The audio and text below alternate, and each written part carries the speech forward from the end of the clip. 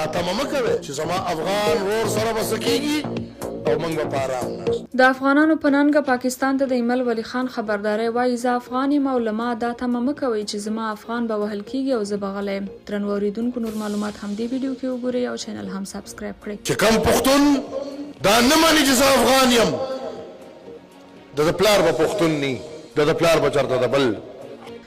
د پښتونخوا لپاره د عوامي نېشنل ګوند مشر ایمل ولی خان وایي چې دوی افغانان دي او په پاکستان کې که څوک له افغانانو سره ناوړه چلند کوي نو دوی به یې پر وړاندې ودرېږي. نوموړي په خیبر پښتونخوا کې یوې ولسي غونډې ته ویلي چې دوی په خټه افغانان او پښتانه دي. هغه زیاته کړه دا د څوک نه هیروي چې موږ په قوم افغانان یو او کوم پښتون چې دا نه مني چې زه افغان یم دی د خپل پلار بیا بل چیرې ولټوي کیدای شي له بل چا نه پیدا وي. نو زه افغان یم او له ما دا تمه مه کوئ چې زما وجود او زما ورور افغان به وهل کېږي او زه به په ارامه ناست یم.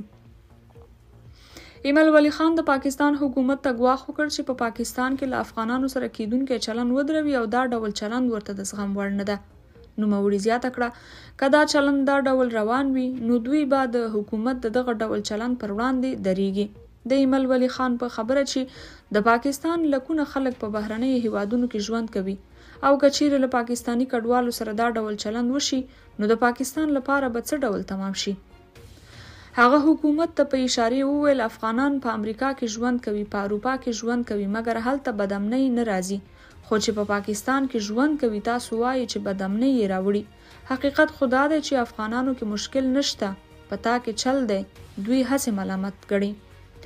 دا مهال په پاکستان کې نږدې 4.5 میلیونه افغان کډوال ژوند کوي او د پاکستان حکومت پریکړه کړې چې غیر قانوني کډوال به دغه هیواد وباسي.